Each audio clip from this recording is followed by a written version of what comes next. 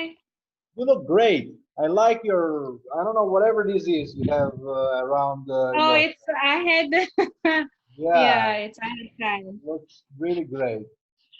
Thank So, you. Monique, Yes. um, now we are actually, I mean, more or less live. We are recording this, and I don't do lives.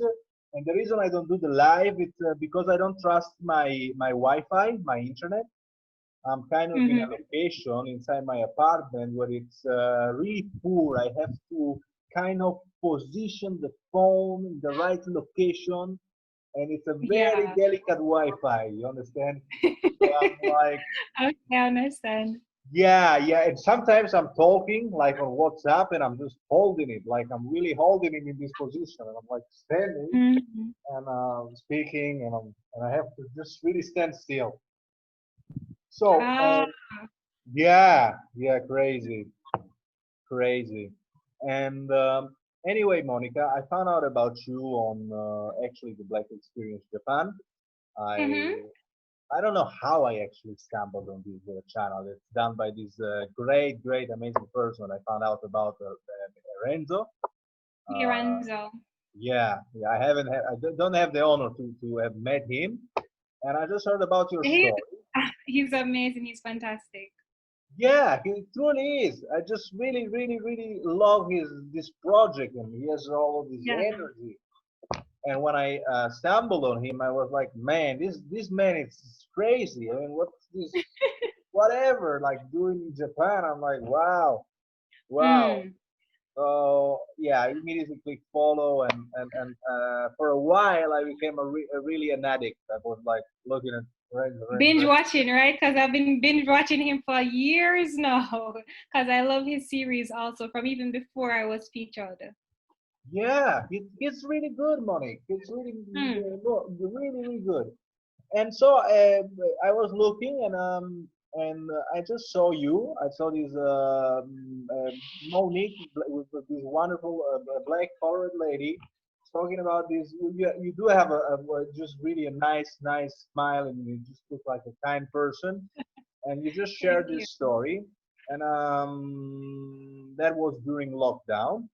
So I kind of Mhm. had you in my agenda, and I said, well, let's, it was like I put you on my list. I say, I really want to talk to Monique. Like I believe her story is interesting, and she could be a real value to the Shogun Valley and the channel. So now here we Mm. are, and Oh, thank you. just please tell me a little bit about you. Okay, well, as you know, and well, for your followers, so I am Monique. I am from Jamaica originally. So I was born in Jamaica and then I moved to Japan. And the reason I moved to Japan was because of my business, Petitsquares. We specialize in matcha, and matcha is from Japan. So I wanted to get the authentic Japanese experience and to just learn a little bit more about my products. And I always had like this fascination and this love for Japan from like a really, really long time ago. So I was just kind of springboarded to move because of my company. And I'm now living in Japan in this cute little prefecture called Okinawa. So it's very far from the mainland because I didn't even know about Okinawa before, but I'm living here now. And yeah, so I absolutely love Japan, and I'm just here trying to embrace the culture as much as I can because now it's kind of stopped because of the whole COVID, but as much as I can. So yeah, so that's a little snippet about me. So that's a sneaking. I really truly love your accent. I don't know if like I really ever met a person from Jamaica. I maybe Mm-hmm. met someone from Jamaica because we had in our city here in the area I live in Italy, Friuli Venezia Giulia, in Trieste, it's the city. There were some Rasta men and a couple of musicians actually. There was come from London, and I was kind of meet them. We were kind of, that we were the like, when you are the only people of color in one country, and the only different Mm-hmm. one. So it was kind of high, and and then I met this musician, and he was actually singing rap in the street. He was Oh, he was cool. yeah, crazy, crazy music. Like I don't know, he just had this lifestyle between England and he was coming to Italy to play music, and just had all this story. And he was married, so we just talk, and he's mixing up reggae with rap music, and says I work, yeah. And it was I don't know if it was like That really really sounds good, so fantastic, though. but yeah, it was truly amazing because he was like this one stand, with his microphone, and he wasn't that good, but he just, I don't know, he was spitting rhymes, and just in this Mm. very Jamaican, super Jamaican accent. Like I cannot understand. Like I speak English, but I'm like, okay, whatever you're doing, it's, yeah, man, whatever. And yeah, I'm guessing he was probably speaking our dialect. It's called patois. So yeah. we have a dialect. So apart from speaking English, we have a dialect called patois. So more than likely, I'm just assuming that that is what he was doing when he was rapping and DJing, because that's like when we're doing like raps and DJing and singing and that kind of thing, like reggae or dancehall music, we usually speak in patois. Patois. Yeah, Yes. Monica. I believe that probably it's that's it. And people were amazed, just like I was, because that's, Mhm. like we have street artists here, and you have various, Mhm. but we have there's a lot of these. They're doing classical music, like the violin and like very, Yeah. Kind of yeah, traditional, kind of European kind of thing, yeah. I'm guessing. And now this man from Jamaica, Black, comes with microphone, and he's got all his music mixed up, and he's just, I believe he's actually really writing his rhymes. And like I Hmm. said, he's not the best singer, but man, he just has this energy that, god damn, I'm like, wow. It's And quite people are just giving infectious, me I'm not money, gonna like lie. they're clapping and they're giving money. I'm like, wow.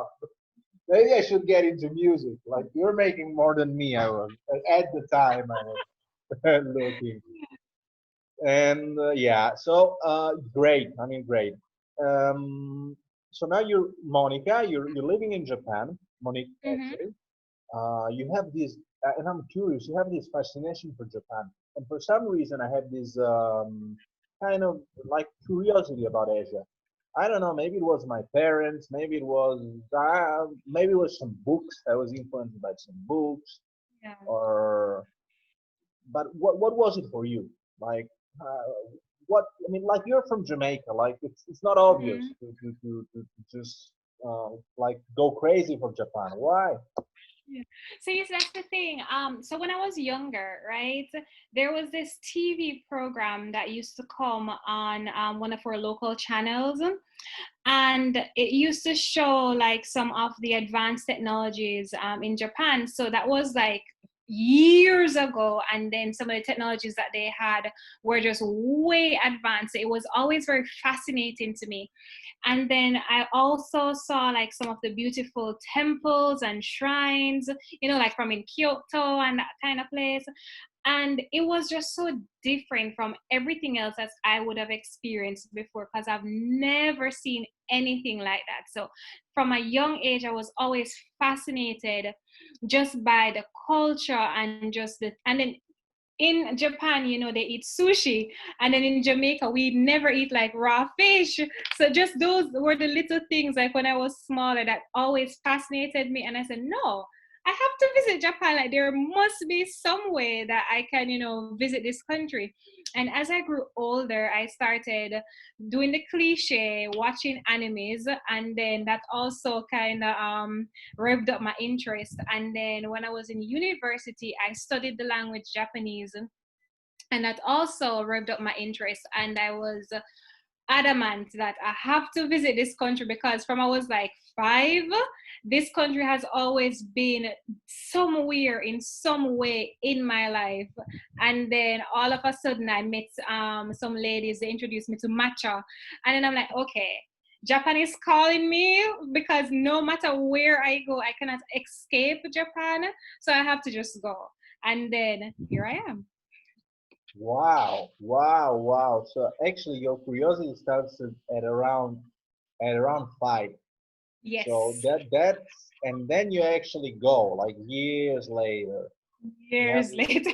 and that's wow, that's huge. So as for me, I'm just learning now. I'm learning how to look in the camera appropriately, and Mm-hmm. actually, I started watching various podcasts, and Yeah. I was kind of stumbling. Like for example, I was watching what Renzo was doing, and I was Mm-hmm. kind of a little bit, I confess, imitating. I was like, oh my god, because I was like that. Oh my god, I have to speak with this other person. What do I say? I was writing down the question and really Mm-hmm. my research, and I was a little bit tense, going in front of the camera. And so now, obviously, with practice, I'm improving. And Mm-hmm. so you discovered this great product that it's called Matcha. matcha. You meet this Yes. lady, and at one point, like you say, like really, I must go to Japan. And what is this Yeah. product about? What was the last tip of the spear that really made you go like? What was that moment? Was there a moment where you just said, "Okay, I'm going and I'm going now"? Actually, yes. That's a very good question.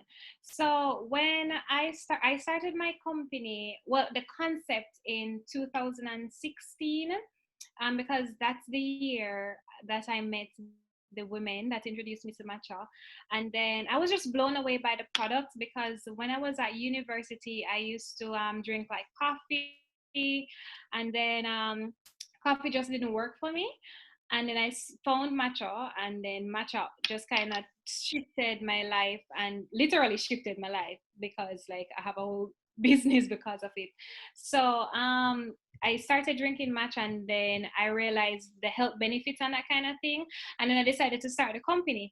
But the point in which I would have been like completely pushed over the edge to actually go to Japan was, I guess, when I was working, because I was working as a business analyst, and then there were just a lot of things that was going on around me in my life. There was a lot of changes that was going on, and then I also wanted to learn more about the product because a lot of my customers, they would ask me, okay, so what's your experience, because you're selling us this product, have you been to Japan?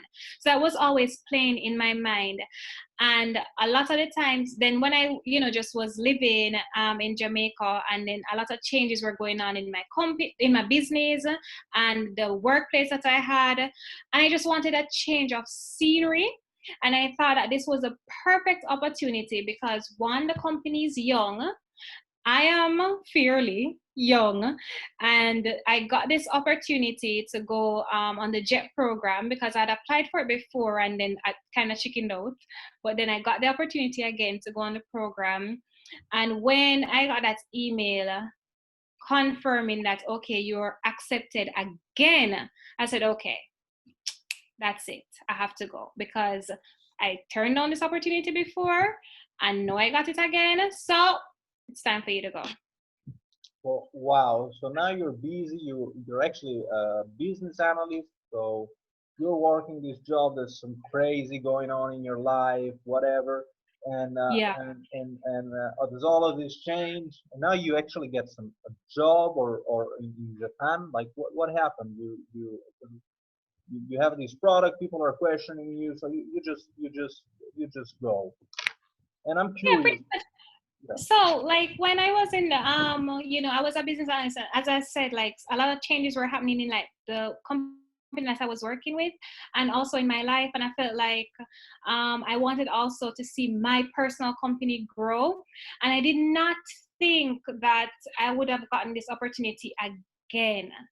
And the best thing about like the JET program is that you're going to be working for an entire year. You're going to be paid, and I just thought that even though I had this job as a business analyst and I was like doing fairly okay, I was, just on that traditional path, it was good.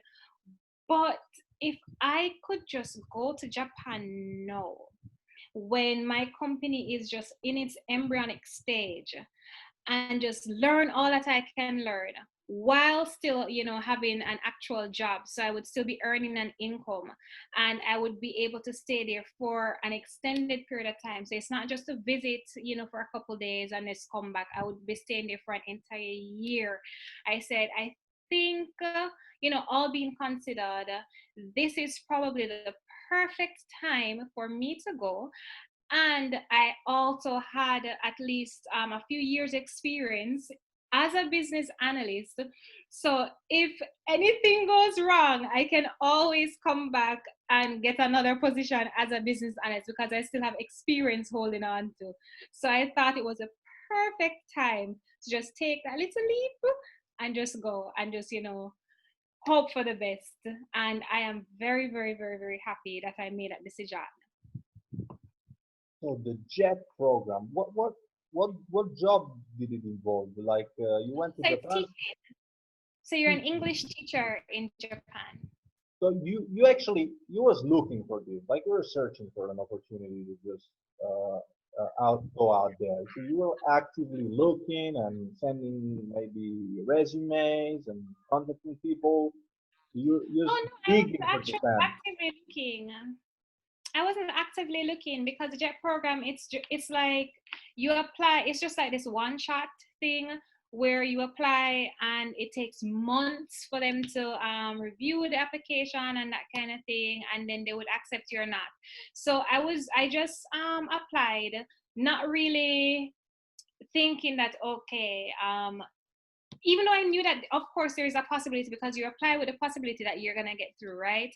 But then I was still just living my life as normal because I knew that this is a process that's going to take a few months. So it really was okay. You know what? Let me just apply, and whatever happens, happens in a sense. And then, I got the email and said, okay, you can get to go again. So I'm like, okay, because at the end of the day, I would still have come to Japan either way because I have the business, the Petitsquares, that specializes in matcha. So I would still have come to Japan. But the difference is um, coming to Japan without the JET program or without being on the JET program means that I would stay in Japan for probably a few weeks, a few days, maximum a month, because, I would have to be going back to like a job. But with a JET program, you're working as a teacher and you're going to be there for, an extended period of time because you can always like extend your contract and that kind of thing. So I thought that was a better opportunity because my thing was to get the authentic experience, to meet the locals, to understand the culture, to have conversations, to build relationships. So that was the important thing for me. And then when I got that opportunity at the time that I did, I thought it was perfect. Okay. So now you kind of put out there your resume in this JET program, and you're kind of like, okay, whatever happens, I have my life. I go on with my life, my business analyst. I got things going on. Anyway, I'm gonna say whatever. I'm gonna go to Japan. I got this business going on. People is questioning me about, you're selling Japanese matcha. You've never been to Japan. What's going on with you? Mhm. So no matter what, I'm going. But if I can get to go down there with a program where I can stay 1 year, look around, build up relationship, that's better. And I just really, at that point, you felt like you had to live this experience. That would be a better shot to actually live the Japanese Mhm. experience. And so, did you speak Japanese when you went down there, or you learned? Exactly. So when I was in university, right, I studied Japanese. I did Japanese as an elective for an entire year. I was so good. I got even an A plus. And then when I came to Japan, it's like all the Japanese that I learned just went through like my head. And even though I am still struggling so much just to say basic things, so it's almost like I didn't learn anything at all because I don't know. It's just so strange because I learned the language, at least greetings and the whole basics, and I was at beginner level, and now being in the country and just when you think about it, you're like, okay, when you're in the country you're gonna get better, but I actually got worse. So My Oh, Japanese is horrible, but I can get around very, very fine. But it's still really bad Japanese. oh my God, that's wow, wow, that's upside down. This is oh God. You actually went to Japan and you unlearned. Oh God. Yeah, Oh, terrible. Oh my gosh.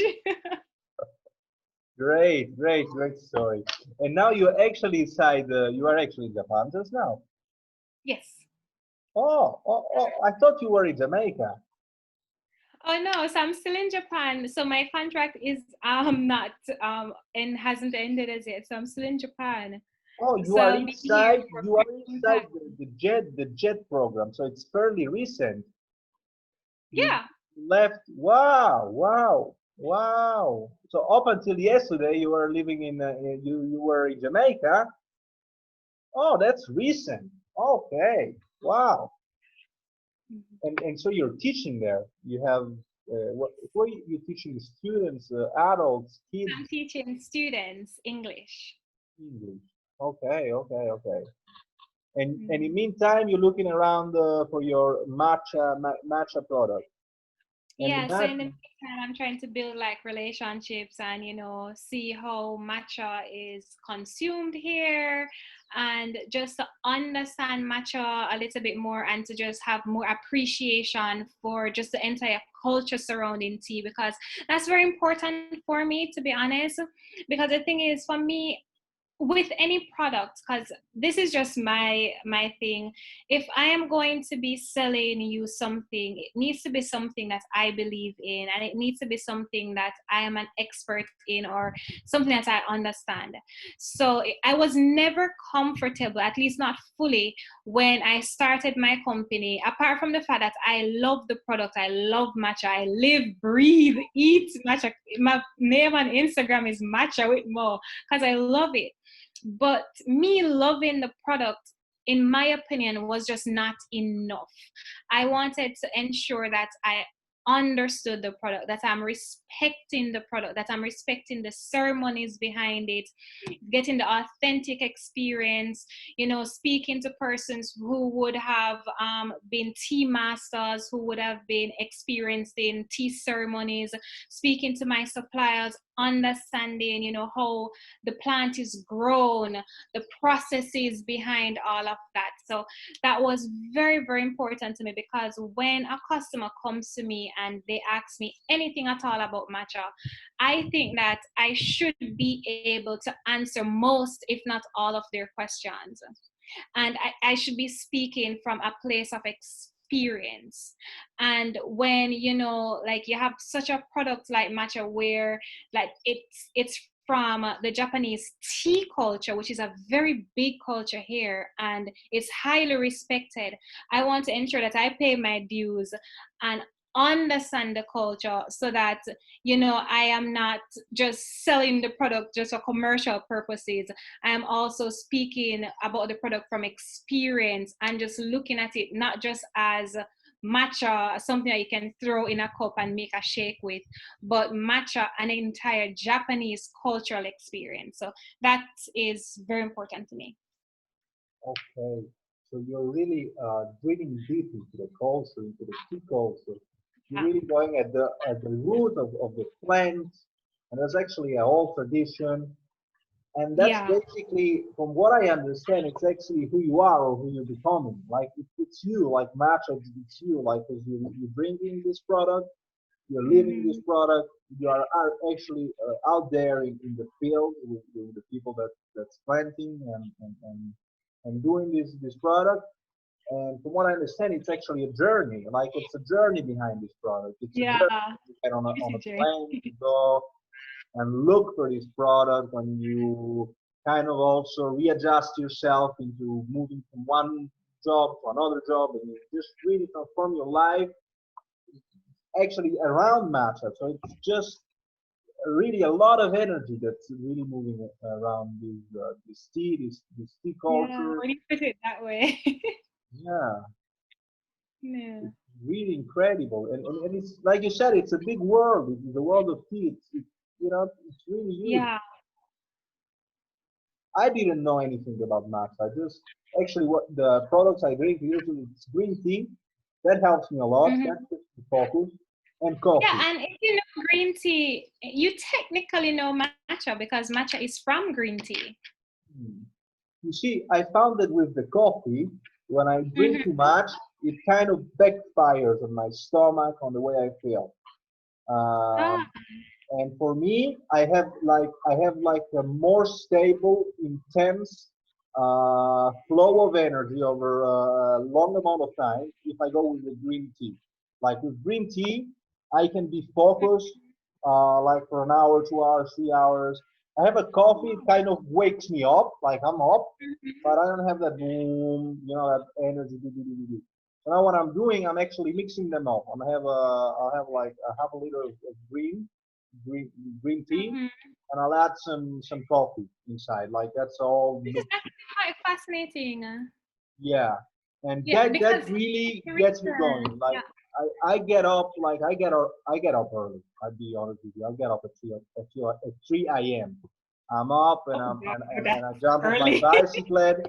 Oh yeah, yeah. I'll jump on my bicycle or I'll head off and I start my day with a 1 hour bike ride. I'm trying to Hmm. incorporate yoga into that. I'm really pushing, but that's kind of a working process. Because yoga is Yeah. not yet in my habit force. It's not in my system, and so I'm like I'm doing yoga 1 time a week. I do yoga 2 times a week. I'm trying to get to 3 times a week, and then I fall back, and I go back to 1 time a week, and then I have to remind myself, and then Work I'm in like, progress. and then I feel like guilty, like I really get angry at myself. I'm like, God damn it, I'm getting up at 3 a.m. What if I could wake up at 2 a.m. and just put in that 1 hour? I'll feel much better about myself, like what if I could just get up like that? So I do it sometimes, and then I regress and I progress. So I have this struggle, this fight. But anyway, Mm-hmm. it's cool. So that mixture of tea Mm-hmm. and coffee. I all mix it up. I did this kind of chemical mixture that just really keeps me going up until Your late. little concoction. Yeah. And now I'm curious really. I'm like, what about this matcha? Could that help me to keep focused? Yeah, I think so. Because when I was in university, that is the reason why I actually switched over from coffee to matcha because coffee wasn't really doing much for me. And it also made my heart palpitate. So it's like my heart felt like it was racing and skipping beats and that kind of thing. And then when I switched over to matcha, I just felt more focused and I stayed up for a very, very long time. And I didn't feel like edgy. I just felt very calm and that is why I swear by matcha because of the effects that it had on me. And I guess that is why I just love it so much, right? Because I've experienced it myself. So I think it would probably do well for you because if you drink green tea and green tea does so much for you already, then I think if you probably tried matcha, then you wouldn't have to be doing that little concoction with the coffee and the green tea. You would just have like one steady product that you can use and it would help you, I'm guessing, to stay up and just feel focused and alert. Oh yeah, yeah. Yeah. I'm like, I'm kind of. I had this half idea. I'm like, I'm gonna talk to Monique and see about this matcha. That could actually help me because Yeah. I like to experiment stuff that is practical that I can find out whether it works or not in my life. Hmm. And I'm gonna just look for a book because I recently read a great book and it talks about coffee. And so I'm just gonna look for I'm gonna suggest this book. It's a great one. And it talks Okay. not What's about coffee. It talks about caffeine and just staying awake. And wait a minute, I'm just gonna find it because I have it on my audiobook. Um, I don't know if you I don't know if you like books. I love them. I'm a reader. I'm getting into books. No, that is, I had that on my vision board for this year, 2020, to read, to start reading a bunch of books. So I've started and I just finished one book already, and I'm trying to find another one to start. I found one. It's called Mhm. Caffeine by Michael Pollan, and it talks Michael about. Porter? Oh, you're talking with someone? Oh no, I'm trying to write it down. So Caffeine by Michael Pollan. Michael Pollan, yes, that's a great book. It's all about green tea. It talks about how we are all addicts. We are a bunch of Mhm. drug addicts. Like we are all on coffee, and we just have this caffeine. And so what he did is he did this experiment and said, okay, I'm gonna try to be like a month or 2 months, I don't know how long, with no caffeine, Mhm. caffeine. And he's actually a writer and a highly productive person. And he just really talks about, like, you think you're in control when it comes to coffee and caffeine, etc. But it talks about plants and how certain plants have thrived because they were beneficial for man. So like Mhm. some plants have survived because we got addicted to this plant. So caffeine has survived because of our addiction, because it contains all of these properties that we are addicted to these properties. And he just said, man, I quit drinking coffee for like a month, and it was like a week, like my energy levels totally dropped, and he was like a zombie really, and he was going around like a zombie. And then he talks about the industrial revolution Mhm. and how actually coffee. He makes an interesting reasonment, and he says, well, maybe coffee and tea and green tea, especially tea for the industrial revolution in England, was a big part of that industrial revolution. And they did all of these productivity tests. You get a big bowl of coffee for the factory workers, and how that implemented productivity. And basically, what he argues is that coffee could be responsible, caffeine and tea, for the financial, progress of the West in part, especially because of the opium war. You know how the British they'll sold opium to the Chinese, and there was all of that opium chattering was financed by uh, Mhm. by the British Empire. So while they were selling opium to China, he talks about all of that in his book. The British were taking tea. So tea and coffee, it's a productivity drug. It keeps you awake and makes you productive. Opium makes you sleepy. So that was just, and then he makes all of these reasoning about industrial development, and it's just really, you should read it. It's an audio book. It's also relatively small, and I mean it's easy to read. He has a great style of writing, and it's quite brief. Mm. Hmm. I definitely will be reading that book because that sounds very fascinating to me. You've sold me completely on that one. I'm definitely going to be reading that. Oh, I'm glad. I'm glad, and I'll do more for you. I'll send you. I'll text you. Like I'll actually text you the title and even Mm. a snapshot of the book cover, so you can really No, see it. please do. That Yeah, sounds like something that I would want to read. Yeah. yeah. I guess. And one more question I have for you: is there like Mhm. caffeine in matcha?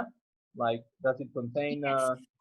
So Oh, matcha does contain caffeine. So the thing is that one of the things that a lot of persons don't know. So green tea, black tea, white tea, all of those teas, they're from the same plant, but just different parts of the plant. And that tea plant contains really? caffeine. Yeah. Wow, I didn't know that.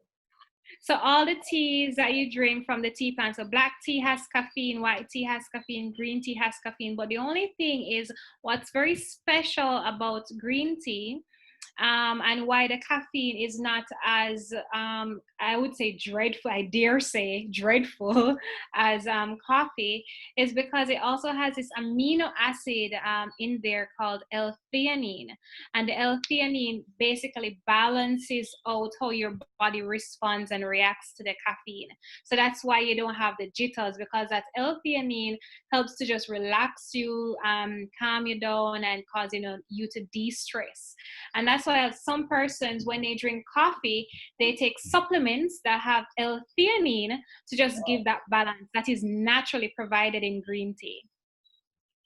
Wow, like you're really good. You're dropping all these science. Like Yeah, great. You're great. Really, really, really, really, really. Wow. Yeah, yeah, yeah, yeah. You just really went into this plan. Let me just check. I think I have a few questions for you. I have to write them down. Yeah, sure. I don't plan, but I just try to get an idea of. Oh, there you have it. Like, what are your plans for the future? Like, what do you see for yourself 5 years from now? What is your plan for For your the future. business? And that's the usual question. Yeah, but really, what do you see for yourself? As what Yeah. So, and one more question. I'm sorry. oh no, go ahead. How does your business and your family life and all of that intersect? Like, because you know, it's like quite all messy. You know, like a bunch of look at that, a bunch of wires, and it's all intertwined, and you just have Just make. to, you know, yeah. Sometimes it is like, you know, how you Hmm. feel, you know, what's going on with that? Okay, all right. So let me answer your first question and my plans for the future. So when I leave Japan, because I'll be leaving Japan very soon, I will be going over to Europe and I will be probably launching my business there. So I have plans to do that in the short term. And because I'm going to be going to do my master's. So I got accepted to for this really amazing scholarship at one of the universities, and they will assist me in launching my business over in Europe. So that is my immediate plan for the future. And then after that, I really want to just expand the Petitsquares because for me, I want to see Petitsquares all over the world. So I'm from the Caribbean, and I have a company that is connected to Japan, and then my next step will be Europe, and then I just want to have little petite squares popping up all over. So that is what I that's my dream pretty much. And even if it's not popping up like brick and mortar, the traditional way, even via, because the internet is amazing. So even if it's on the internet where persons can get my products, via that medium, then yeah, that would be fantastic as Hmm. an expansion. So that's that. Now, family life. Oh my goodness. Wow. My family life and balancing my business, it has been quite easy because I am someone that prioritizes. And in my life, priority goes towards my family and loved ones because I really value family, and I'm very close with my mom and my sister and my brother and all of that. And I value my friends. So I make it a point of duty for me to speak with my friends and family almost every single day religiously. It doesn't matter how busy my day is or how not busy my day is, I'm going to ensure that I speak with my family and friends. Even if it's just a text message or just to send them a meme on Instagram or something. But that is of high priority for me because that is something that just keeps me grounded. And if I am in a very bad situation, like mentally, where I'm probably feeling really sad and depressed, those are the persons that I would need to turn to. So I ensure that I keep them very, very close to me. So it has been a very easy thing to balance because it's just natural and normal for me. It's not anything stressful to just send my mommy a text or to just snap a very ugly photo and just send it to her as a joke or something. So that's very, very simple and easy for me. Okay, wow. So you have like it's very simple and easy for you to have this relationship with your family members and loved ones, and you can easily find Yeah. an equilibrium between that part and your business part. Which, from what I understand, your business is actually your passion. You have these huge goals, so that's good. I mean, that is important. And what about a relationship? Do you think about starting your own family, or do you see yourself, I don't know, like Start um, my own having family. kids and if you are in this scenario, how would you, you know, do all that, whatever, mother, and running the business at the same time, and making things where you ever thought about that? Those kind of titles. So when it comes on to starting my own family now, that is the $1 million question for everybody, like between my family and my friends and whatnot. Because the thing is, I want to start a family, right? And I'm getting older, and I mean, everyone has different thoughts about this kind of thing. So this is just me personally, Yeah. right? So I'm like, in my head, like my biological clock is ticking, and I'm like, oh my gosh, I would love to have my kids before, because I don't want to be that mom who's like 50 and going to Oh, kindergarten. oh I just God, don't yeah, want. yeah. So it's like I'm walking like, yeah, I'm that the old mom that's hip, but nah. I want to start a family soon, but I want to ensure that I'm married first, because that's just something that I value. Um and I'm not sure when that's gonna happen. So I'm just living and existing until that time comes. Okay, but wow, okay, that's a lot of, yep, that's, yeah, great, great, great. I like the way you break it down, and really really the loved ones are really important. It's like you said, when you're going through some, they actually, they actually um, support you, and it's Yeah. important. Although, and you kind of did it, actually you did it, like you stepped out of your what we may call your comfort zone. I mean, going to Japan and just stepping into this world, that's out of your comfort zone. It's out of that family nest, etc. And that it's, really you went for growth. And now you're talking about coming to Europe, and you're talking about your scholarships. And I say coming because I'm actually, for those of you who don't know, I'm Yeah, actually you're in here. Europe, so I'm Yeah, coming to you.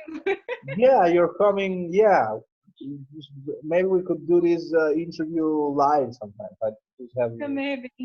yeah, yeah. It depends all, because now in this historical moment we have all of these coronavirus going on, and there was this lockdown, and it was kind of crazy. It was shocking, Monica.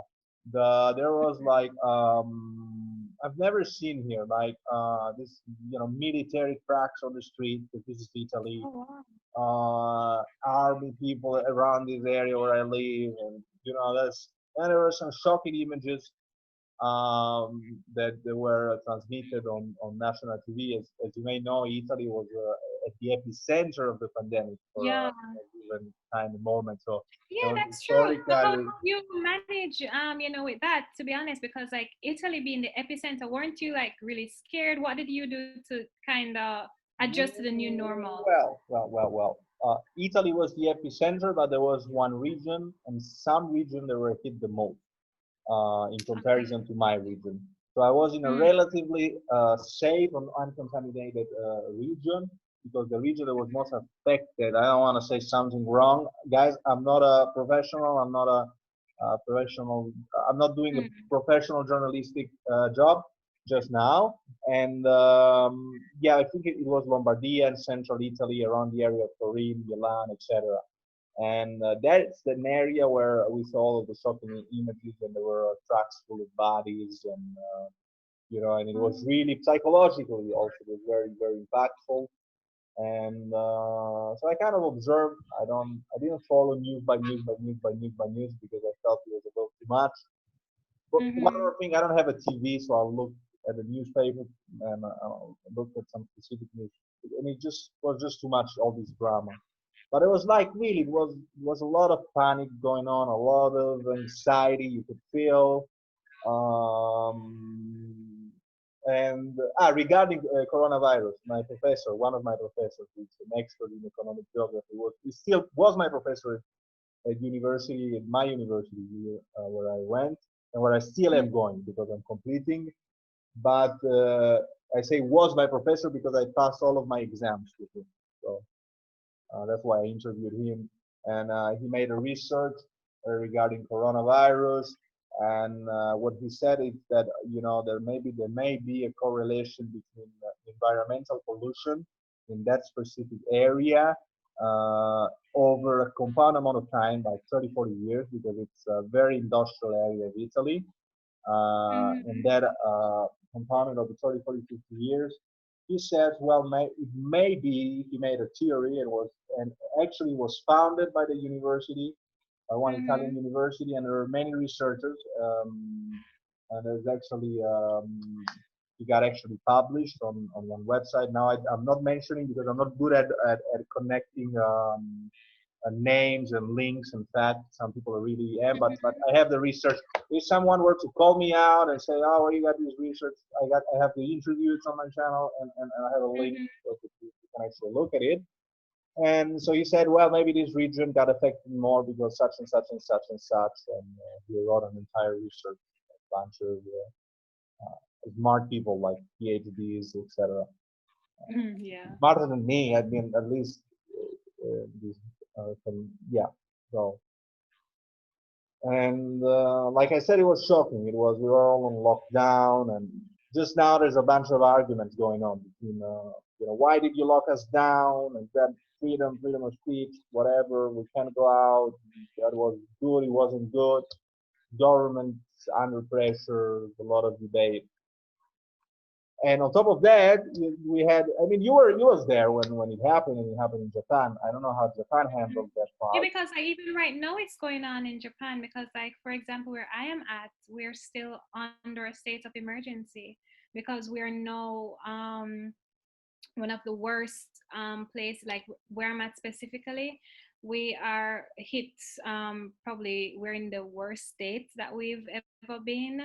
And I think we're considered now as almost like the epicenter in a sense because I think the rate has skyrocketed. So it's very different how our state of emergency is in comparison to how the West has been dealing with the virus. So it's just a very confusing and scary time, but we just have to do our best to keep safe and to protect ourselves and do what we can individually to ensure that we're protecting ourselves and also being considerate of other persons, so by wearing our mask and that kind of thing. So, yeah.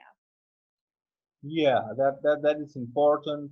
Some people have argued. I say some people, some podcasters that I follow, that yeah, having a good immune system is important. Then there was this mask. We had a politician here in Italy, some very funny one, De Luca. It was yeah, he was arguing. He made something that was really satiric and ironic. What is this mask you are giving us? And is it one of these one you put for the dogs? Like they have that he made. And there is a lot of politics that's going on and conflict among It's a hot political topic. It's a parties. very controversial topic. So Yeah, they are I think we have politicizing the to issue do and they're talking about safety. There's all these but it was shocking. Look, and different countries have handled it differently. I don't know what was yeah.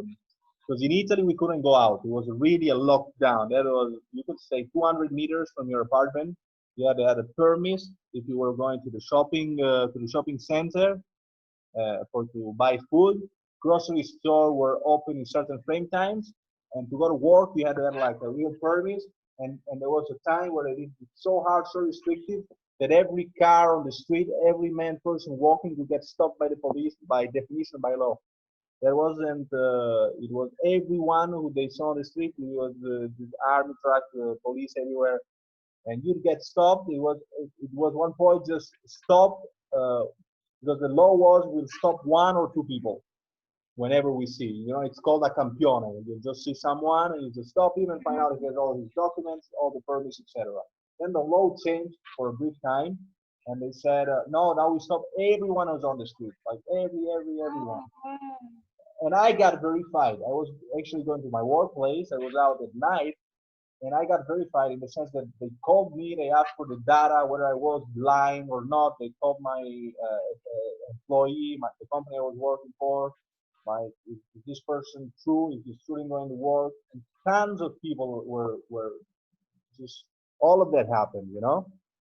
And it was Hmm. really, and there were singers that were going out, and they said, yeah, this is, because in Italy there's also this fascist history with fascism, and so This thing Yeah. hasn't happened because the time of fascism and people. Some other went. What's going on with democracy, and then there is the World Health Organization. So it was like, wow, it's all these moments. And on top of these, we, as people of color, there's also these protests going on. There's killing of Yeah. George I mean, Floyd and 2020 has been Congress crazy. order. How you feel about that? What's going on? So I have so many mixed feelings. It's quite, I'm not even sure how to express the feelings that I have towards all of these things. I just think that, we're living in a time where we just have to be kinder to each other. And we just need to take into consideration and try to understand each other, because there are so many things that can be avoided by just being kind. And that's all I would like to say on that. Hmm. Yeah, I feel that yeah, it's all, but it's important. It's really, yeah, it really is an important thing to do. Now, I want to ask, because this what happened, all of this lockdown, etc. How did you face it? Did you go to work? Would you work from home? You know? Yeah, so for a period of time, we had to work from home. Hmm. And no, we're still going to work, but we've kind of shifted how we've approached work. So we are taking social distancing measures, and just the way that we teach, we're taking into consideration, we have to ensure that we wear masks and that kind of thing and protect ourselves, and put the students at first priority. So we're ensuring that we're protecting them. So we've taken different approaches, some of which I cannot really speak on, and but we're just trying our very best to stay as safe as we can and ensure that the top priority is always our students. I want to drop a question, right? I've heard about Japanese people that they're a little bit hard to open up as when it comes to their feelings. I've watched some documentaries, and they just Mhm. say, well, Japanese people won't tell you how they feel. They won't tell you how they're really doing, how they feel about you, etc. When you add the lockdown and social distancing to that, what happens? Like, is it?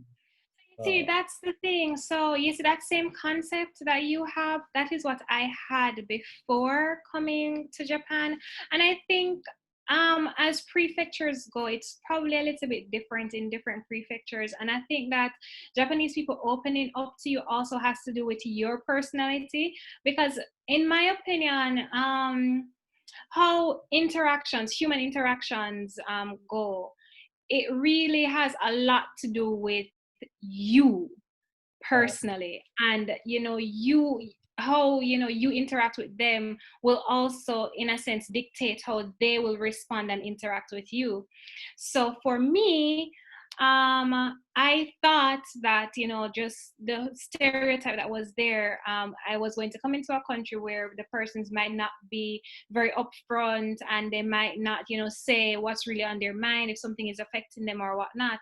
But what I find is when I am here, um, they express themselves to me. And if they're not feeling happy about something, if they're feeling sad about something, they they might not express it as overtly as probably individuals from the West would, but in their own way. And I think it's also a point where you have to understand the culture too, because culturally they probably just express themselves differently. So I've come to appreciate that.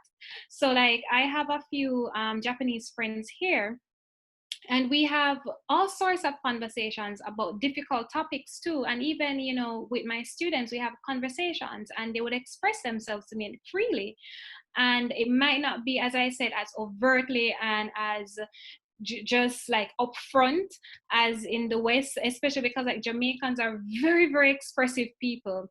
Like we are one of the most expressive countries ever.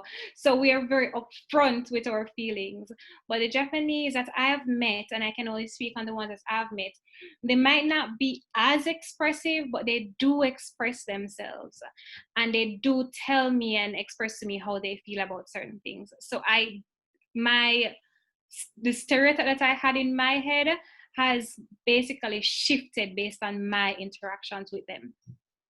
So yeah, because after all, people are people. There's a lot of, Yeah, the narrative. It's actually done by, whatever people just read it stereotype.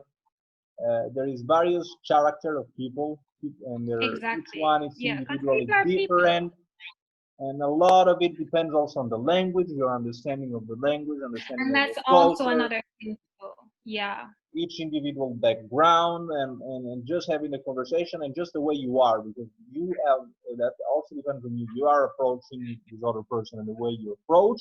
And one thing that I want to ask, is it true that from region to region, and if you're rather in a village or in a city, on certain areas of the city, it'd be easier for you to connect? And I think that that's true for everyone, that in some areas or some regions that is more rather in the farm or outside the main cities Yeah. where maybe people are warmer. Is that Well, for me, I think Okinawa is just different from probably the entire Japan because the people here, they are so friendly. And I will just, like, for example, I've been traveling all about Okinawa, right? And then I'll just be on the beach by myself, minding my own business. And Japanese people be walking up to me to hold a conversation with me. And oh, then when, I tell them that, okay, I'm from like Jamaica, they get really excited because a lot of them have visited Jamaica. So I don't know, it's so different because it is not the norm, at least not what persons that I know that are from different prefectures, and so that a Japanese person would walk up to them to like initiate a conversation. But here, Japanese have been initiating conversations with me. So my experience is probably very unique then, because this might not be the norm for other persons, but I yeah, have sure. had some And, of the and, and, and warmest you're, experiences ever. I'm sorry, you look really friendly. Like you look like someone I would walk up to you, like ask you what's Maybe your I don't name. know. I don't know. Yeah. It was, yeah. I think it's a lot to do with your personality, or maybe it's Okinawa, like you say. I don't know. Wow, that's. Look, I was thinking. Don't you think that sometimes you need your space, though? Like if people are like being too friendly, and you get all these attention, you have like your feel at times you need your. Because I do. Like at times I need my little space to think and just Oh, you're talking about like personal space? yeah, yeah, like, and how, because I, I kind of, when people are like really nice, or mm, really complimenting too much, I'm like, wow, what do I say now? What if I say something rude, or like, oh God. I get what you mean. Yeah, And I think some of the times it's like I usually get that reaction most times, yeah, like when I have my afro out. So that is when I will get some of the most interactions and just persons really invading my personal space. But it's something that I've gotten used to. I kind of got used to it. So I know that's probably, if I change like my hairstyle or something, like for example, even if I'm at work and then the kids, they get so excited. And anytime like my hair is out, they always want to just surround Monique Sense, Monique Sense, Monique Sense. So it's just something that I've gotten used to. And like even if I'm walking on the road, if my hair is like this, like covered or probably just in a bun or something, persons will, they will look and because they're seeing probably a random foreigner walking. But then if my hair is out now, that, oh my gosh. And then a lot of persons, like even the old ladies, they'll be like, hello, and they want to touch and that kind of thing. So God, it's something that I've gotten used to over time. yeah. No, I can imagine. Honestly, I had the same. It's not as much here, but I actually was almost the only. I was the only of color or brown or black, whatever, in my area with all of the other kids. So I was really Mm. curious about my hair and what's going on, and I had up that up until I was 15, 14, 16. I really had that. That I, that I don't just don't. But they used to really, I used to actually really, it got me it pissed me off when I was a kid. I did. Some people did it in a way that, and it's not Japan. So there was Europe. I'm like, and I could see some people, they couldn't contain themselves. It was kind of Mm. a compulsive behavior. Like I could see some of them, it was like they have to. And one of them I saw, he was there with the hands and just looking at me like this, and it's like he couldn't contain. He had to touch it, and I was, wow, Yeah. that's my space. And so there's also Mm. ways and ways to do it. Well, so I kind of understand, but I don't know how it is specifically in Japan. Mm. For Well, me, I mean, everyone's experience is different, so I can only speak from mine because I'm sure a lot of other persons will probably have a completely different experience than I have had. yeah, for sure. And it's also your approach, your perception, your openness to it, and Yeah. and if you can work things out with maybe friends, relatives, etc. If you can have a conversation with Mm. someone there, so when something shocks you a little bit, and you just actually think about, reflect about, you can kind of, oh, okay, well, I have one other question, the important one. Okay. That because we have this pandemic, this lockdown, and this really applied a certain pressure on your business. How important is your digital real estate when it comes to your business? And how did your business respond to this pandemic? How important is that presence, being face to face, that digital? How much of your business, your deals, etc., sales and interaction you actually close through internet, and how many it's due to personal relationships, just all that aspect, all that, because I saw your page and it's really great, tremendous, like comparison to what I have going on with the marketing, I'm really weak, you're really good at it, Mm. so I just want to. So that's a fantastic question, actually. So this pandemic has really steered me in a much different direction because one of the very big hits is that I could not ship my matcha outside of Japan to Jamaica because Jamaica was on the ban list, um, one of the countries on the ban list, so I couldn't ship it to Jamaica. So I had to halt all shipping, all sales because the thing is, my stock went completely sold out in Jamaica early on before the pandemic. Well, during the early stages of the pandemic, and then Japan added Jamaica to the ban list, and then I was not able to, provide or to meet demand that my products had, and especially after that interview with Ranzo, when a lot of persons who started, especially international person, because like yourself, you found my company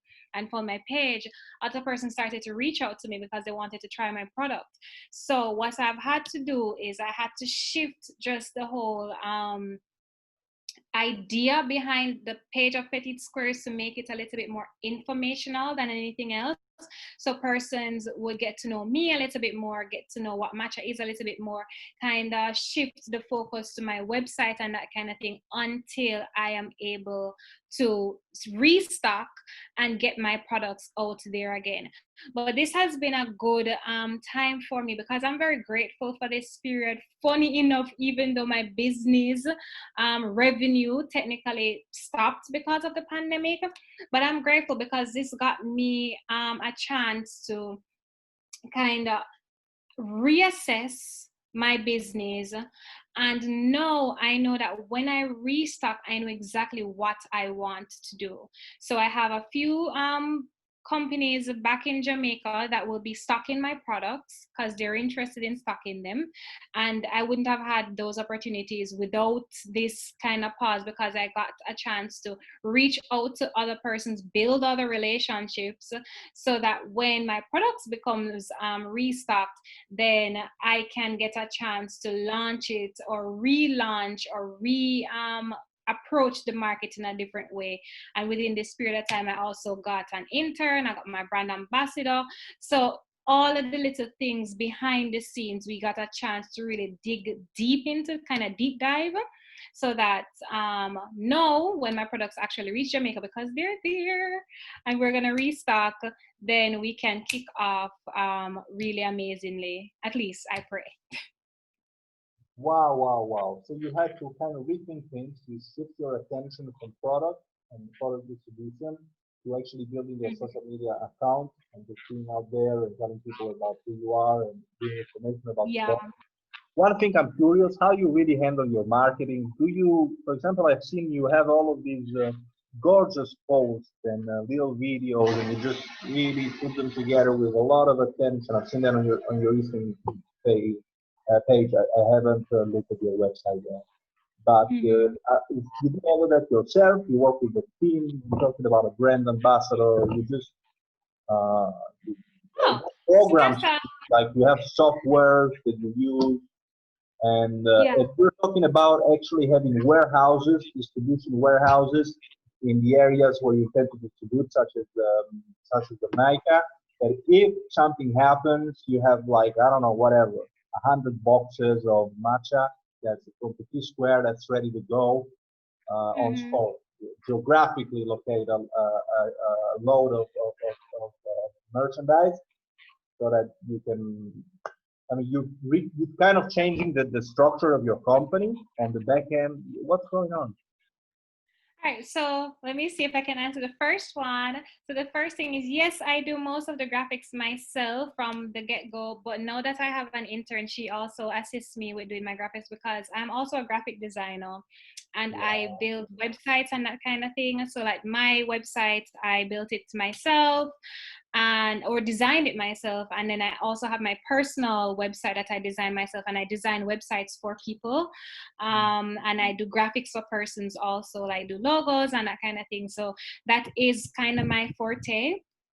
And even when I was working back in Jamaica, I was working on an agile development team where we're building apps. So that is something that I'm experienced in, such as graphic designing and website creation and design and that kind of thing. So graphics and that stuff I do myself. And now I have additional assistance from my intern, right? Now, for the next thing, restructuring my business, yes, in a sense. So what my business is now twofold. So I do have the online presence via my website, and that is really mostly to cater towards my international audience, persons who are outside of Jamaica and cannot get access to the products very readily. But then persons who live within Jamaica, they have both the website and also different locations where they can walk in and access the product. So I have about 5 locations where they will be stocking my product. So pharmacy, a health food store, and 2 supermarkets in Jamaica, and then another standalone company. And they hold on to my product, and then persons can go in and just purchase. Like how you just buy anything in the Yeah. supermarket, you can How, just. how do you do that part? Like for a person that's, let's say me, I Mhm. find a product, I get in love with the product, and how do you do it? Like how do you get physical? Like do you call them up? Do you know them? Do you send them emails and you send an email to the farmers and like, yo, I got this great product, and how do you build this relationship? Uh, yeah, For that's a good someone question. what is the step by step? How do you go about it?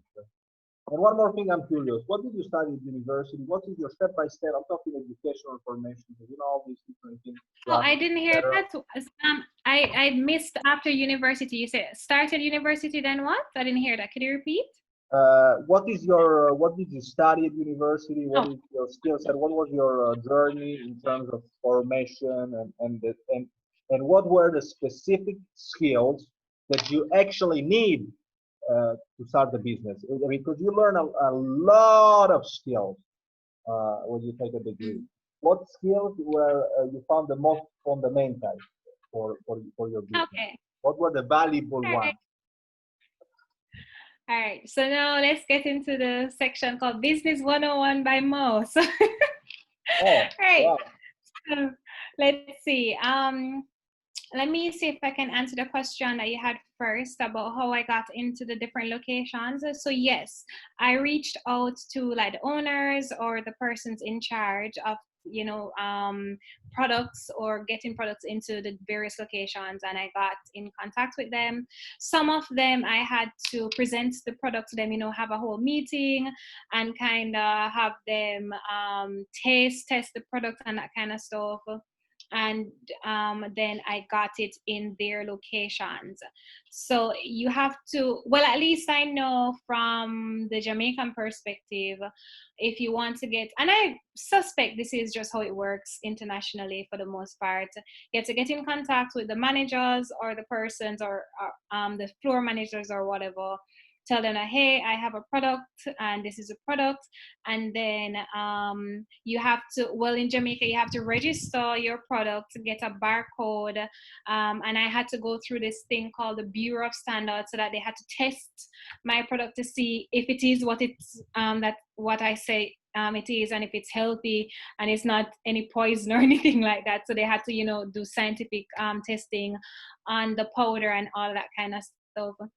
And then once that was approved, then you get like a seal from the Bureau Standards, pretty much to say that, yep, you're good to go. And then you can approach the various locations and say, okay, I have my barcode and I have been approved by the Bureau of Standards.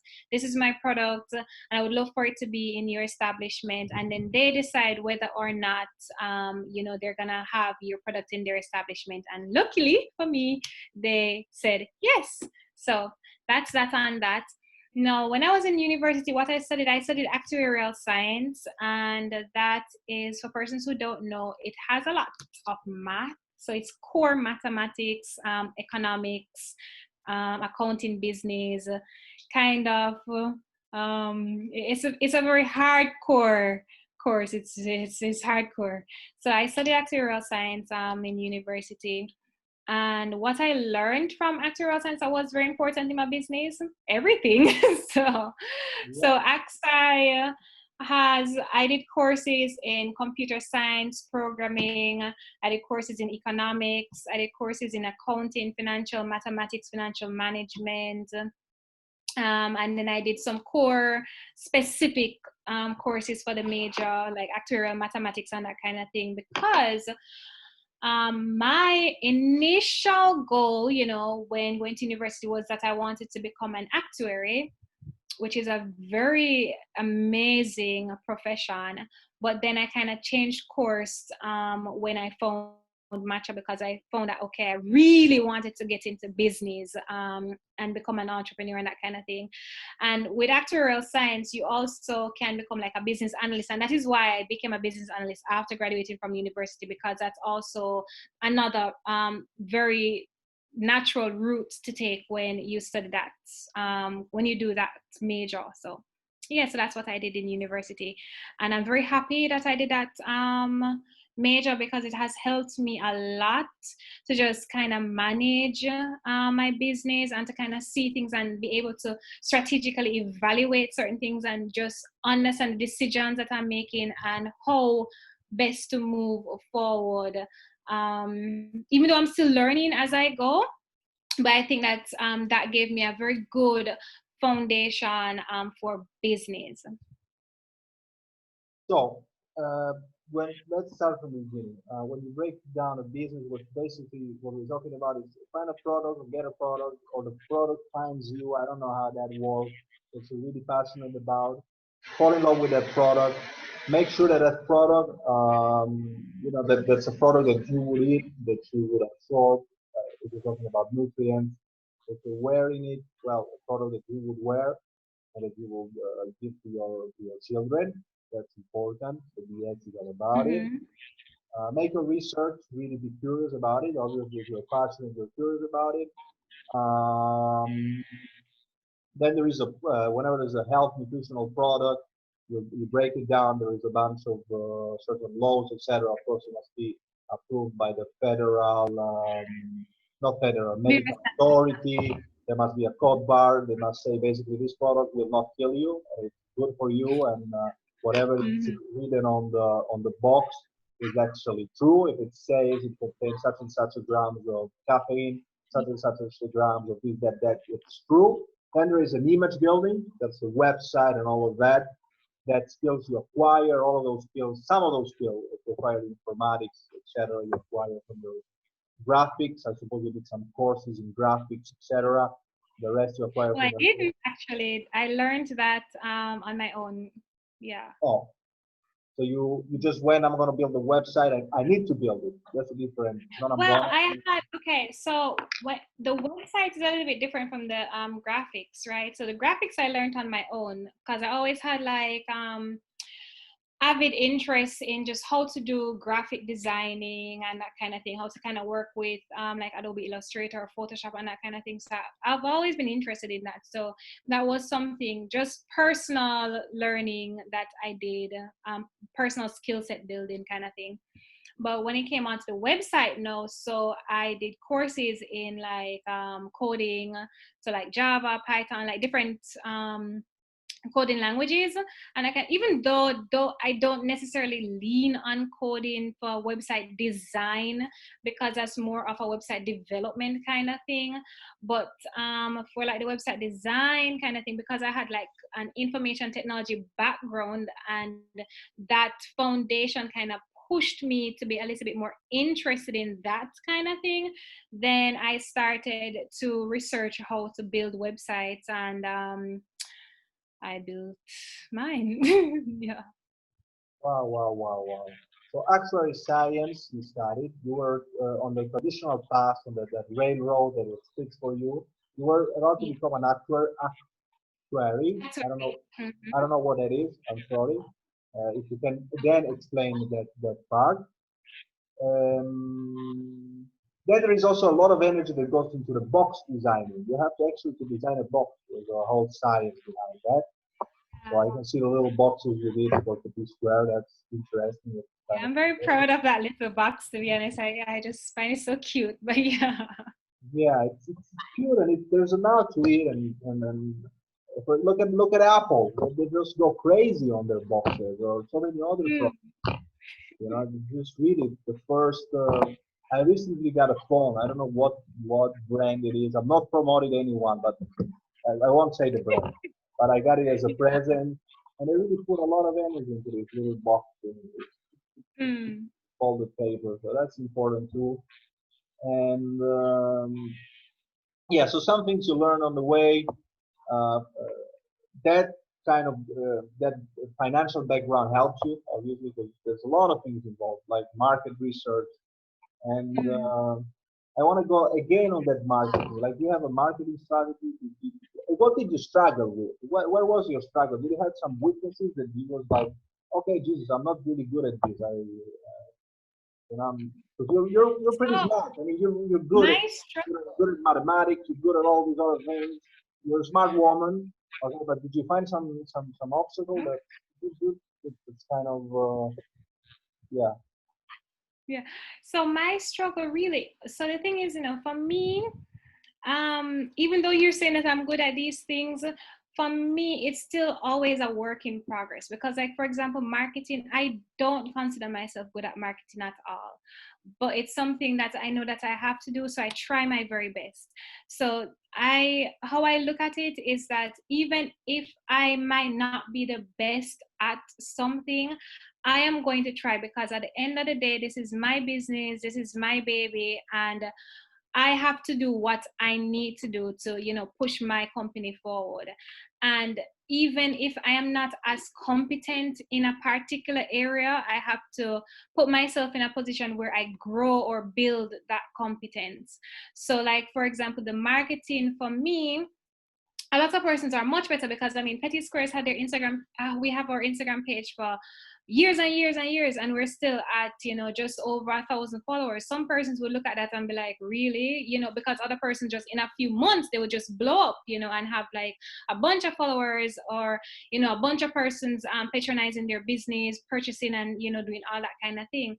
So for me, it's just a work in progress, and I am trying to learn as much as I can, and do as much as I can, and read and research as much as I can, so that putting forward my best. and hopefully I can continue to remain consistent, and then in the long term that pays off. So even though it might seem that I might be good at some of these things, it's still a work in progress because I am not where I want to be as yet.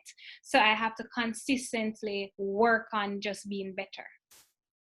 Okay, but someone on the part, I probably you heard about this book. I think it's called the 1,000 Loyal Followers or the 1,000 Loyal Fan. I heard about it. I'm gonna have to purchase it actually. I have a list of books Mm-hmm. that just like you, but just like you, I have a list of books. And so it's also important that of those 1,000 or 1,500, how many interactions you actually get, right? Because if there's really 1,000 people who's really active, who's really interactive, who's really supportive, who's purchasing your product, well, it's 1,000 of the good ones. Yeah, And now that is I got, quality over quantity at the end of the day. I understand that, yeah. But yeah, still, you know. quality over quantity. And this book, I don't know if you read it, but I'm going to buy it and I'm going to send you, and maybe some other podcasts I'll share it with the world. I may even do actually now I think about it, a little review on that book. But yeah, it Mm-hmm. really talks about the importance of 1,000 followers. So those are the 1,000 true believers who consume your product. They'll give it to their kids, to their mother. They'll drink it in the morning. They'll drink it in the afternoon. You know, That's they'll share true. it. Seems to be a milestone, and I'm just learning, just like you. Now I want to talk about because you have this interesting connection between Jamaica and Japan, and I'm like, what do you think Japan could learn from Jamaican and Jamaican people, and maybe Jamaican as a whole, as a country, and what could Jamaica learn from Japan in terms even of people, relationship, culture, business culture that is different from country to country, government structure, you name it, whatever you come to your mind, policy. Okay. All right. So that is, oh my gosh, that's such a hard question, but let's see if I can answer. So, one of the things that I love so much about Jamaica, I love my country so much. And one of the things that I love, love, love, love, love about Jamaica is just how free and expressive we are. We are very unfiltered, and we are just such, I would say, I don't know, like Jamaicans, they're just different, and you just feel just warm and bubbly, and we just always look at the best, you know, even when all the odds are against us. Just it's just a cultural thing, and that's one of the things that I would love, you know, like, not saying that Japan isn't like that, but to an extent Jamaicans are a little bit more expressive and just a little bit more, I don't know, And just it's probably free. it's a different feeling when you're just in It's a comparison different feeling, yeah. to Japan. It's So a that is different one thing flow that I think. culturally.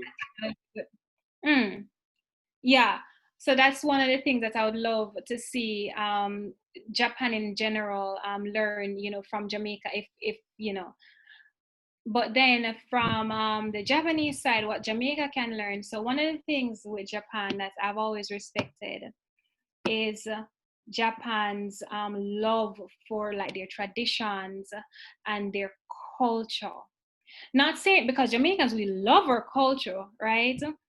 But to me, it's just a little bit different because Japan has so much respect for their culture, and they just love these traditions, and they just really hang on to these things. And I mean, a lot of persons might say that's not necessarily a good thing, you know, it's debatable or whatnot. And that is something that I would love for especially Jamaicans to do, because I think our culture is so beautiful and it's so lovely. And we have different things about our culture that I just want like our people to just embrace a little bit more, like how the Japanese kind of embrace like certain things about their culture. So those are the things that I think both countries can learn from each other. And these are just some extremes. It's just a general thing, because I mean, a lot of persons would debate what I'm saying, but that's just my opinion. So regarding because Jamaica, if you look at the black diaspora, black people, or people of color all over the world, no matter where they are located, and it's famous to really old people because of its reggae and its music and its connection with Mhm. market gallery, and then you have all of these culture that really spread. And I mean, for black people or coming to Jamaica, what is there to expect? Because some people actually, some people may want to move to Japan, other people may want to move to Jamaica, other people may want to start business, other people want to go there and visit. Because there's a lot, like you say, a lot of culture, and especially Yeah. around this reggae music movement. And it's,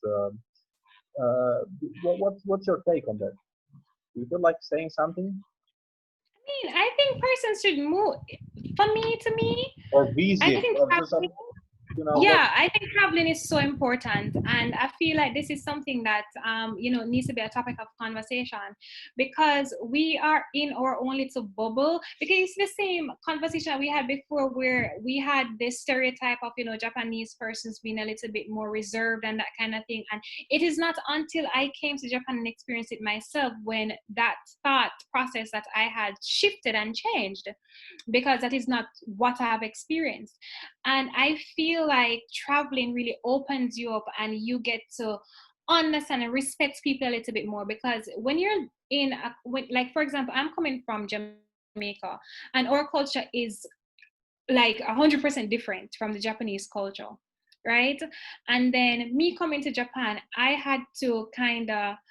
um I had to learn and relearn a lot of things. And there are certain things that in Jamaica I would never do, and in Japan I'll do, and in Japan it's just so different. And you get to understand people a little bit more, and you get to become, I think, a little bit less, I'm not sure of the word to use, but unless, I guess, judgmental is another word that I would probably add to that. Because when you haven't traveled and you haven't experienced certain cultures, you don't really fully understand how people think. And even if you do travel, you're not going to fully understand, but you get to appreciate certain things, and you get to understand certain things a little bit more, and you get to understand why people do the things they do in the way that they do it. And if you're just looking, from the media, and you haven't had like the real authentic experience yourself, it's very easy to draw conclusions, and some of the times those conclusions are just completely false. So I think it's very important to travel so that you can understand the world a little bit more. Because me traveling just to Japan and just a few other countries I've been to, I a lot of views that I had were shifted because of that. Absolutely. And one thing that's very important is also the media, the news, and he who frames the news, and how you Yeah. frame the news, etc. I had a brief experience working in this radio. Brief was a few months at university. Probably most people have done it. You have this little project, but really you actually shape the news, and that news somehow also shapes, it gives you a paradigm, and it's somehow biased, it gives you a bias also. It's an advantage to see the documentary or to look at the media, but it's also disadvantage, because then when you go to this country, you may be looking at these people through this lens of prejudice, that Mm, okay, like Japanese people yeah. are like that, and the Japanese people are like that, and these other black people are like that, and I have this paradigm, and you filter all of this due to this paradigm. So it's also the approach and the mindset by which you go there, Yeah. in whatever country you are, and how you approach these people. When you really approach with open mindedness, like I don't know anything. And that's the other thing too. You have to be a little bit open-minded, because you could travel from now until next year and travel to every country if you're still closed-minded. So you have to allow yourself to be a little bit open, and you have to allow yourself to be able to change your views and opinion. Because if you travel with the mindset of not being open and just still being closed-minded, and not being you're not open to different views, then nothing will change, right? And you will still hold on to what you hold on to. So even though traveling is important, you also being open is also important, or equally as important. Yeah, and that's like prejudice, like people who's, I don't know, who's racist, for example. There's some here, unfortunately. Mm, They'll go in holiday. I'm sure they'll earn whatever, and they'll go to 15-day holiday or 1 month holiday to some mm, other country, maybe countries from people that they despise, because of country of whom they reject, they put on the blacklist because they don't Yeah. want people. For example, in Italy, they don't like these people from some country such as Tunisia or Africa, etc. Some people are not very happy, but they go on holidays in this country. They'll take and will go on holidays, and when they'll come back, I'm sure some of them will still be racist, because every Yeah. time you go to a hotel, you tell about people that look like you will end up speaking and talking just your language. You're not discovering Mm. anything, and I've seen some tourists that have this approach, some people really get angry at the locals, they kind of have this, and really it's about the mindset and that openness. Because It's true. yeah, I mean, I just for whatever, yeah, just greet people, be open, be good, and don't suppose that and just look with the eyes like I've never seen this. It's new. It could go like anyway, anywhere.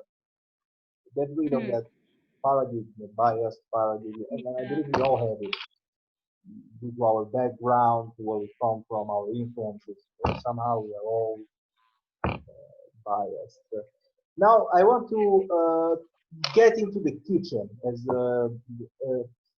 what are some of the traditional the Japanese food that you are starting to appreciate, that you love, given your experience? And what are some Mm. of the food in your traditional Jamaican culture that you kind of miss?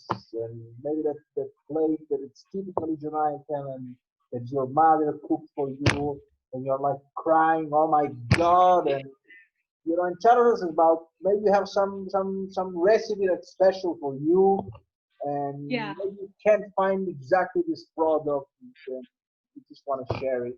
Please let me. Okay, so I am a huge foodie, right? I have a very deep relationship with food. So, in Japan, oh my gosh, I love the food here. I haven't really found anything that I would say I hate or I don't like here. So the food here is great. So that's one. So some of the things that I really enjoy, you have this thing here called Okinawan soba. So it's some persons would think that it's ramen, but it's very different from ramen. So it's soba noodles. So the noodles are a little bit different, and then it's like they just kind of absorb like the sauces and the soup and all that's surrounds it. It's just so good. Okinawan soba is good. They have this thing called taco rice, which is so fantastic, and it's literally just like a taco on top of a bed of rice. It's so simple, but it's so yummy, and it's not something that I've even thought of doing before. So it was very interesting because it's very popular here, and there's just like a bunch of food here that I just absolutely love. And even though I don't really care a lot for sushi, a lot of persons, you come to Japan, Japan is the land of sushi. And I don't really care too much for sushi. And plus, I'm a little bit allergic. Well, not a little bit, I am allergic to shellfish. So I kind of stay away from, because a lot of the times when you have like the sushi, you have like the salmon, and then you have like shrimp and crab and all that kind of thing. So I don't really care too much for sushi. But what do I miss in Jamaica? Oh my gosh, Jamaican food is so good. Oh Lord, I love Jamaican food. I miss everything. And when I go back to Jamaica, I am going to just go in and I'm going to eat everything. So what I miss the most, oh, like everything. Like everything. Hmm. Everything, because That is, there is no, we have like Jamaican restaurants here, a few of them, and I've been to pretty much all, because I really wanted to see how the Japanese take on like authentic Jamaican dishes. And I mean, they're good, they try their best, but it's very far from authentic, right? you have like one plate. Is there one plate in your Jamaican culture that's really Oh, one plate. Let me see. What can I choose? Oh, all right. So I can saltfish, cliche, but I love that. And kalaloo. Oh my God. There's this green. It's kalaloo. This plant kalaloo. So kalaloo with some breadfruit and like a little plantain on the side. Oh my God, that is amazing. And I think that is the first thing that I'm going to ask my mom to make for me when I come back to Jamaica. Like, I need my kalaloo, wood planting. Kalaloo, that's how it's Yeah, called. kalaloo. Wow, wow, wow, wow.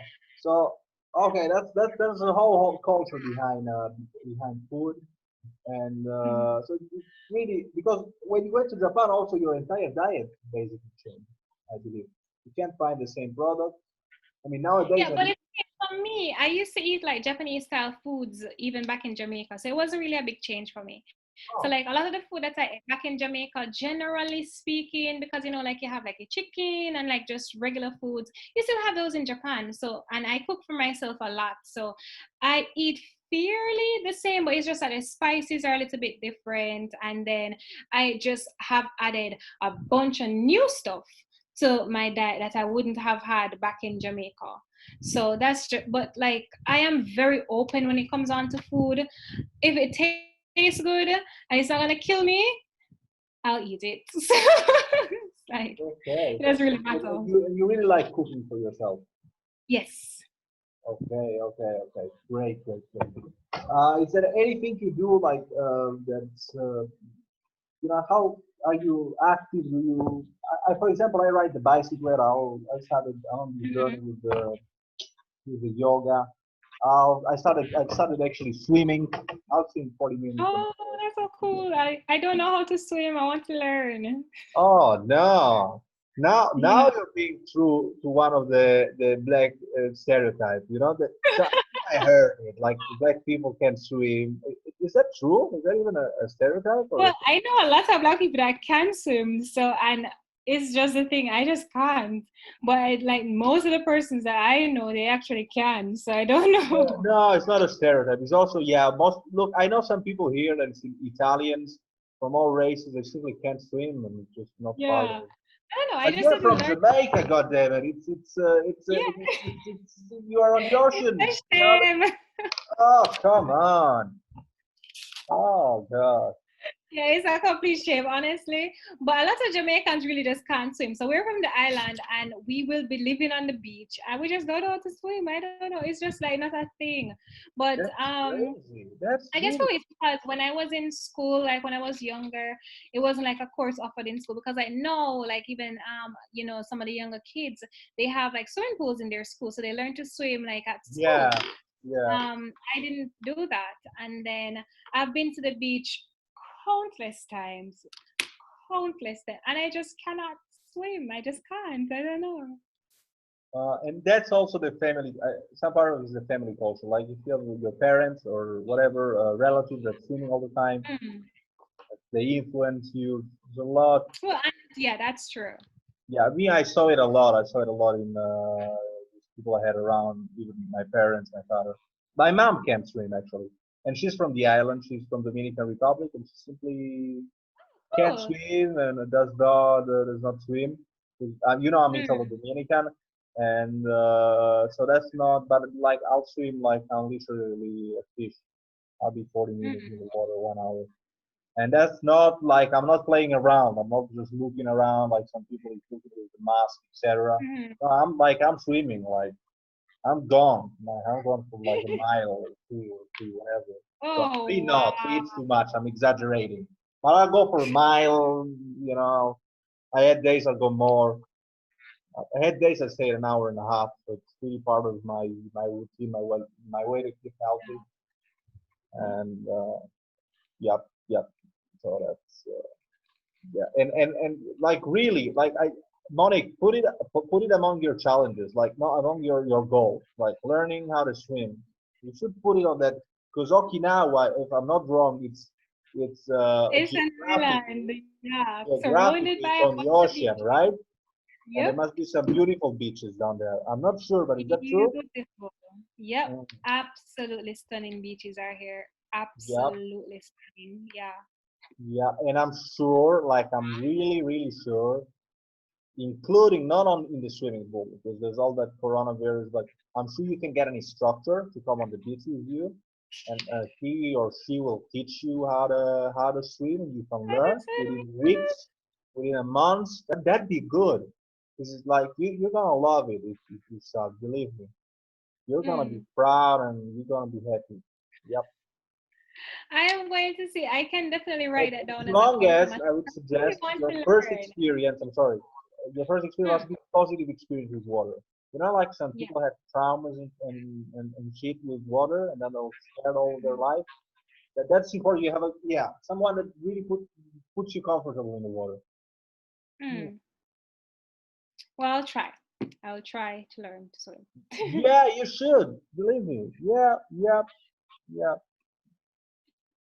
Mm, well, Monica, I'll just look at one last question. If oh yes, are you into meditation, mindfulness? Do you practice yoga? Do you do something to keep fit? I actually Well, asked that question, and yeah. yeah, so no, not really. So I do yoga occasionally just for exercise purposes, not necessarily for meditative purposes. So and I will just do that occasionally, like if I'm doing my exercise routine, and then if I want to do like a very long stretch, then I'll just add like 30 minutes of yoga to that. But I don't practice like meditation or anything like that. So I just exercise, and then for like stretching or exercise purposes, I would do a little bit of yoga. Okay, okay. Yeah. Well, that's great. That's great. Yeah, I'll do some Mm. of the breathing. I'll do some of the, but yeah, I'm focusing also on the exercise. Like I said, I'm really trying. Yeah. Um, look, do you have any book you want to suggest? Was there ever a book that you read that kind of transformed you or Ooh, impacted so that's you? just one book, really. Because as I said earlier, I'm trying to add because I've added reading on my vision board this year. So that's one thing that I want to form a hobby of.